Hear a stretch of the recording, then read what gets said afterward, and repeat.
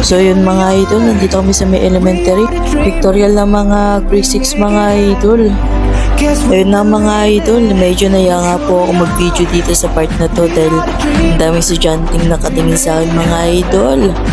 Baka isipin ng mga estudyante na babaliw ako dahil nag-video ako. Sorry mga idol kung binilisan ko yung mga video idol kasi sobrang haba nitong video na to.